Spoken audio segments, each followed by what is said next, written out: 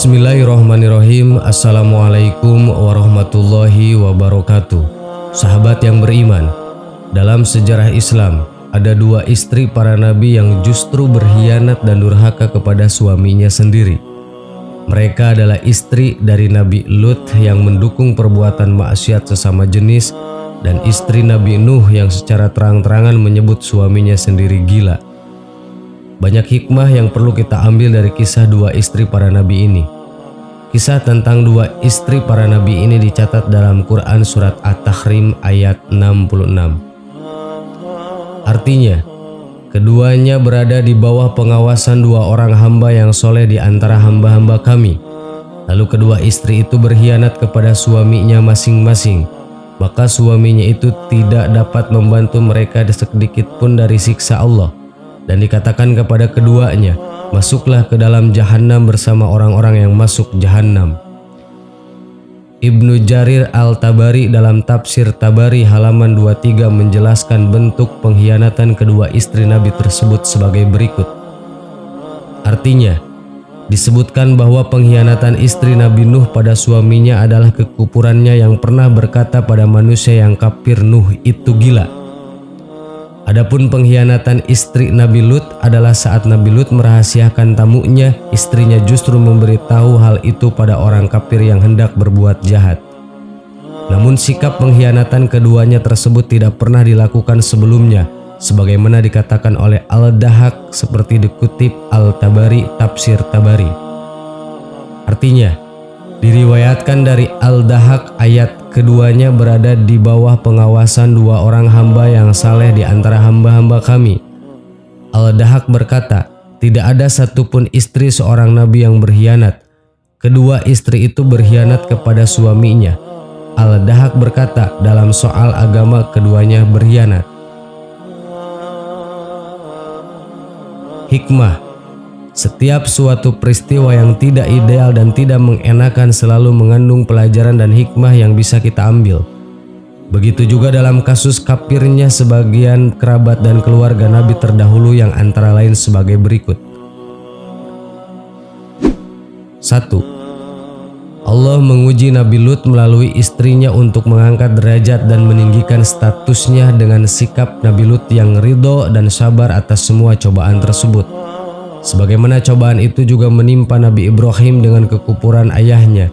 Quran surat At-Taubah ayat 114. Dan Nabi Nuh dengan anaknya lelaki. Quran surat Hud ayat 42. Dan istrinya At-Tahrim ayat 66. 2. Sebagai motivasi dan penghibur bagi orang yang mendapatkan musibah. Dengan sikap anak yang durhaka atau kerabat yang membangkang, walaupun segala usaha sudah dilakukan untuk memperbaiki mereka, ini artinya bahwa hidayah adalah milik Allah. Manusia hanya berusaha maksimal. 3. Bahwa setiap manusia bertanggung jawab penuh atas segala perbuatannya. Orang baik tidak menanggung perbuatan kerabatnya yang buruk walaupun kekerabatannya itu sangat dekat hubungannya seperti anak, istri, ayah, saudara, apalagi teman atau tetangga. Allah berfirman dalam Quran surat Al-Muddatsir ayat 74. Artinya, tiap-tiap diri bertanggung jawab atas apa yang telah diperbuatnya. Ayat ini diulang berkali-kali yang menunjukkan signifikansinya.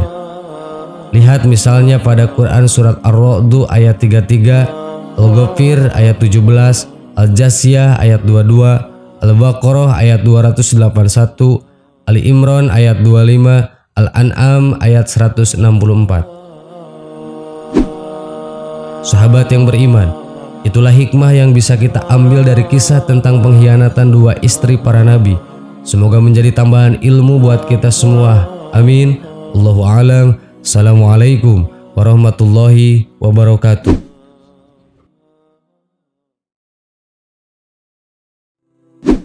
Bismillahirrahmanirrahim. Assalamualaikum warahmatullahi wabarakatuh. Sahabat yang beriman, seorang wanita bila ditanya mengenai pekerjaannya, kemudian ia menjawab ibu rumah tangga, mungkin ada perasaan minder, malu karena merasa itu bukanlah suaranya yang istimewa. Bahkan tidak jarang ada yang beranggapan percuma saja sarjana kalau akhirnya hanya menjadi ibu rumah tangga. Padahal jadi ibu rumah tangga adalah pekerjaan mulia, sumber kasih sayang keluarga. Madrasah pertama bagi anak yang membangun dan memperkuat pondasi dalam sebuah keluarga. Tempat terbaik wanita adalah di rumah. Wanita pengejar karir dunia menganggap bahwa tempat mereka adalah di kantoran, bersolek, dan berpakaian ketat. Berangkat pagi pulang sore hari bahkan malam, tak tahu masihkah ada waktu untuk melayani suami atau memperhatikan anak. Padahal wanita yang betah di rumah dipuji oleh Allah Subhanahu wa Ta'ala dan dihapuskan dosanya. Benarkah seorang ibu rumah tangga dipuji dan dihapuskan dosanya oleh Allah? Simak terus videonya sampai akhir hanya di channel Belajar Islam. Satu lagi, tekan dulu tombol subscribe, like, dan share-nya agar menjadi berkah bagi kita semua. Allah Subhanahu wa Ta'ala berfirman dalam Al-Quran surat Al-Ahzab yang artinya, "Dan hendaklah kamu tetap di rumahmu dan janganlah kamu berhias dan bertingkah laku seperti orang-orang jahiliyah terdahulu. Dan laksanakanlah sholat, tunaikanlah zakat, dan taatilah Allah dan Rasul-Nya. Maka sesungguhnya Allah bermaksud hendak menghilangkan dosa dari kamu wahai Ahlul Bait dan membayarkan kamu sebersih-bersihnya." Quran surat Al-Ahzab ayat 33. Dari Ummu Salamah, Rasulullah SAW bersabda, "Sebaik-baik masjid bagi para wanita adalah diam di rumah-rumah mereka." Hadis riwayat Ahmad. Keberadaan seorang ibu dalam sebuah rumah tangga sangat amat berharga dan menjadi salah satu peran penting dalam pembangunan peradaban bangsa. Anak yang lahir dari seorang ibu yang memiliki pegangan teguh terhadap agama akan berpengaruh besar terhadap perkembangan akhlak anak bangsa. Menjadi ibu rumah tangga bahkan bisa membuka kesempatan untuk mendapatkan pahala setara dengan pahala laki-laki yang pergi berjihad. Asma bin Yazid, seorang wanita yang cerdas dan pemberani, menemui Rasulullah SAW kemudian berkata, "Wahai Rasulullah, laki-laki memiliki keutamaan dan mereka juga berjihad di jalan Allah. Apakah bagi kami kaum wanita bisa mendapatkan amalan orang yang berjihad di jalan Allah?" Rasul bersabda, "Wanita yang selalu berbuat baik pada suaminya, membahagiakannya, dan mencari keridhoannya, maka dia akan mendapat pahala yang sama dengan suami mereka." Seorang muslimah berkewajiban senantiasa menjaga diri agar tidak menimbulkan fitnah karena wanita adalah aurat. Jika seorang wanita keluar dari rumahnya, maka setan akan mengawasinya dan membuat orang lain indah memandangnya. Disebutkan dalam hadis Abdullah, Nabi SAW bersabda, "Sesungguhnya wanita itu aurat. Jika dia keluar rumah, maka setan menyambutnya. Keadaan wanita yang paling dekat dengan Allah adalah ketika dia berada di dalam rumahnya." Hadis riwayat Ibnu Khuzaimah dan Tirmizi. Wanita merupakan fitnah terbesar bagi laki-laki.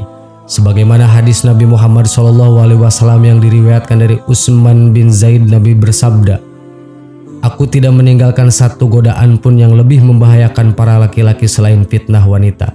Hadis riwayat Bukhari dan Muslim. Imam Nawawi mengatakan yang dimaksud godaan wanita bisa jadi di dalamnya adalah istri, karena ada di antara para istri yang membuat suaminya jauh dari Allah. Rasulullah pernah ditanya siapakah wanita yang paling baik, beliau menjawab, "Ya, itu yang paling menyenangkan jika dilihat oleh suaminya, mentaati suami jika diperintah, dan tidak menyelisihi suami pada diri dan hartanya sehingga membuat suami benci." Hadis riwayat Al-Asy'ari dan Ahmad. Wanita terbaik adalah mendampingi suami dalam setiap keadaan, serta menyenangkan hati suami, bertanggung jawab untuk mengurus rumah dan anak-anaknya. Anak adalah titipan Allah Ta'ala yang kelak orang tuanya akan dimintai pertanggungjawabannya di hadapan Allah Subhanahu wa Ta'ala. Rasulullah SAW bersabda, "Setiap kalian adalah pemimpin dan akan dimintai pertanggungjawaban mengenai kepemimpinannya. Kepala negara adalah pemimpin dan ia akan dimintai pertanggungjawabannya mengenai hal itu." Hadis riwayat Bukhari. Sahabat yang beriman, menjadi seorang ibu rumah tangga adalah menjadi wanita yang mulia, wanita pilihan, dan wanita terbaik dan dekat dengan Allah Subhanahu wa Ta'ala. Amin. Wallahu a'lam. Wassalamualaikum warahmatullahi wabarakatuh.